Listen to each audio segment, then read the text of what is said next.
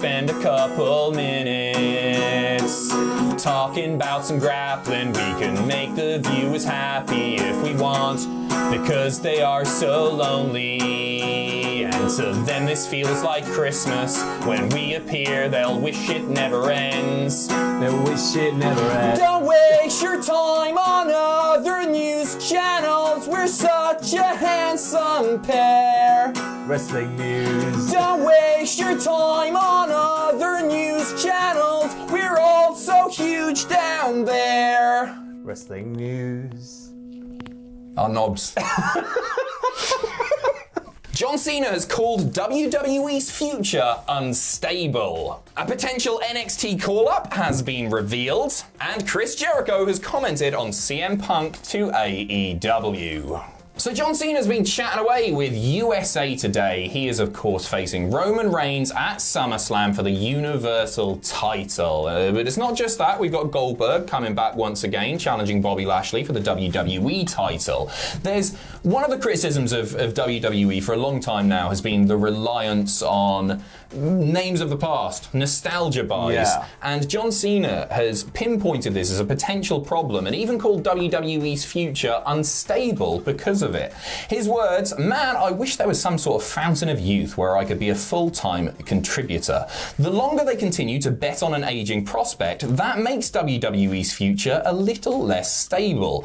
I used to chastise people for not working as efficiently as WWE, and as a young man, I failed big. I was judgmental and I was apprehensive and I wanted to be back in the ring because I loved that immediate gratification." And I think it's a really fair point, because if you do rely on older names, then you're not making new stars in the way that you should be. I don't think they've made a star on the level of Cena since he was around full time. Roman Reigns is possibly getting there, but now, he's not there now. He's not there yet. The times have changed so much that it feels like we're not going to really know that Roman was a star of that level until long after it's happened. I don't know. I think you've got to wait for the babyface turn. That's when we'll see with the merch sales, the crowd reactions, the pay-per-view buys, all that stuff. But he's right. Like in 10, 15 years, if you've not made any new stars in the period that we're in now, what nostalgia well do you tap into there? Exactly. If that's the strategy. And the thing is, you can set your watch to people like Goldberg coming back now, and in that regard, like they've shot themselves in the foot a lot because it's just not exciting. When Goldberg first came back, I remember I was freaking out. I was like, big WCW kid, I'd love to see Goldberg in the ring again. That's really fun.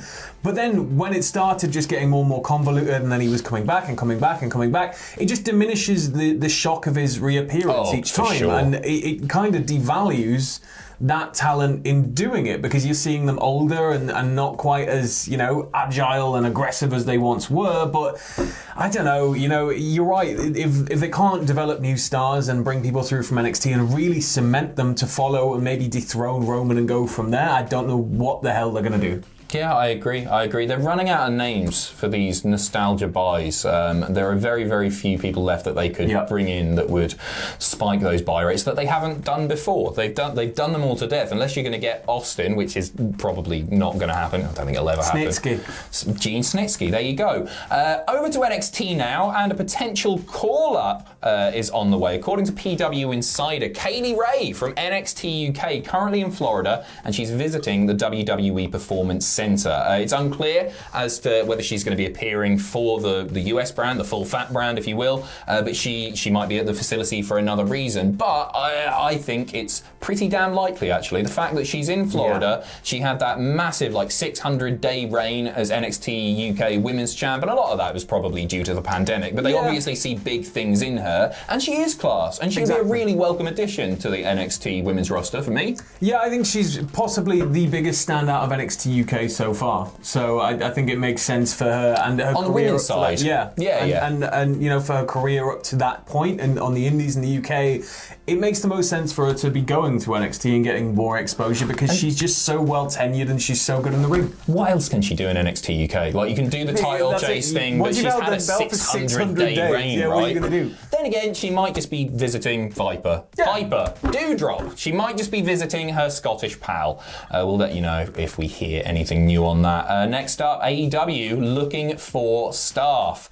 There's a new Warner Brothers career posting, and they say that they're in the search to fill the position of Director of Scripted Development and Programming. So this, the job description says it's day-to-day tasks and responsibilities, including staying on top of current creative and upcoming creative for all AEW projects, working with all departments to facilitate needs regarding the marketing and PR related to AEW, and reviewing and analysing scripts, books, and the film that are submitted.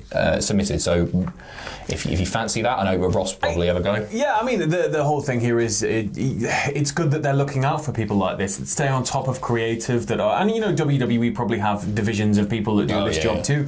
It's, you know, it just shows that they care about the product, that they want good eyes on the product, and to do that, they've got to make sure it all makes sense. I wonder if they'll be looking for people, unlike WWE, with no wrestling background, because WWE, you know, they really don't like wrestling fans coming and working in these roles. So it'd be interesting to see if somebody who actually likes the brand. There are certain jobs, just on that point as well, there are certain jobs, I'd imagine, within wrestling companies that you don't really need to know anything about wrestling to do, but this is very much, I guess, the opposite. This is in there with creative. This is going to be the finish of the match. Well, you need to allude to this because in 3 weeks that's going to happen. Make sure he gets that across. Make sure he uses this weapon. That's kind of what this person's going to be doing, I think. Yeah, I think it's unlike any other TV show, isn't it? It must be a very difficult thing to get in there because, wrestling isn't like anything else. Like, it's so say unique. like Coronation Street, you have continuity supervisors and stuff. So like when they bring a character back who was from a family that hasn't been seen on the show since the 80s, they have people who are like experts that are like, well, he can't be friends with these people and he can't do that and he can do... So it's kind of like that. Okay, right. But yeah,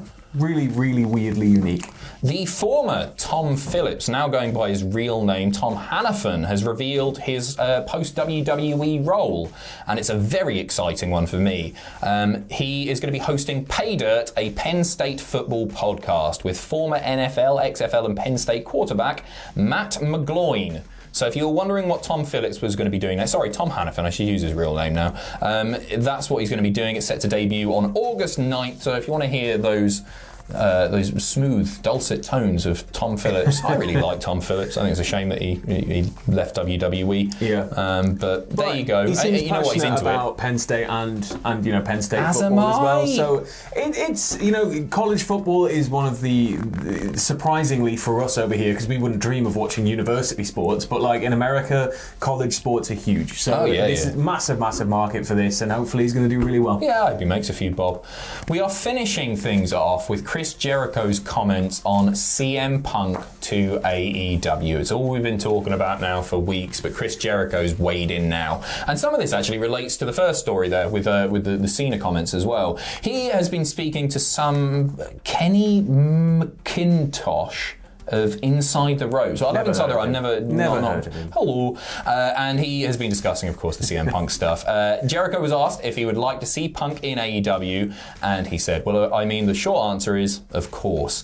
He's one of the few guys out there that the mythology surrounding him is there because he hasn't wrestled for so long.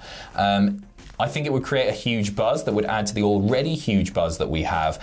And just think the fact that 12,000 tickets sold at the United Centre without one name even being announced or one match being announced just shows how much anticipation there is for all of these things. So yeah, we'll see what happens. I feel like it's got to happen. If he doesn't arrive now, I'm very worried for that stadium. Yeah, right? Very worried. But you know, I mean, what's he going to say to that? Hey, would you like the biggest pop since Linda stood up, since the Hardy Boys came back, since, you know, anything ever of all time?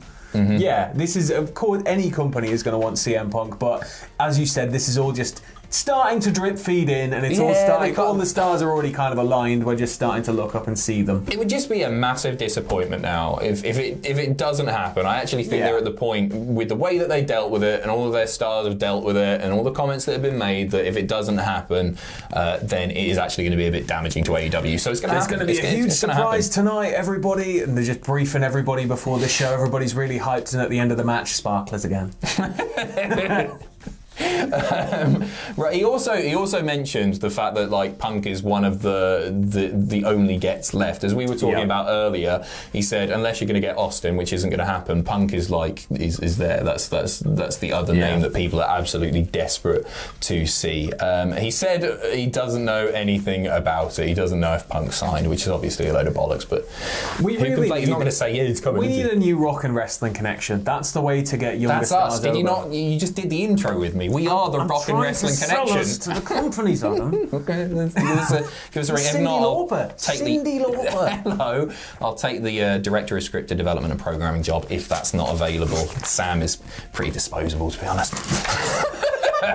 Right, that's us for today. Stay tuned. We've got the podcast coming tonight. Loads of great content over the weekend. All the best. Take care. Bye-bye.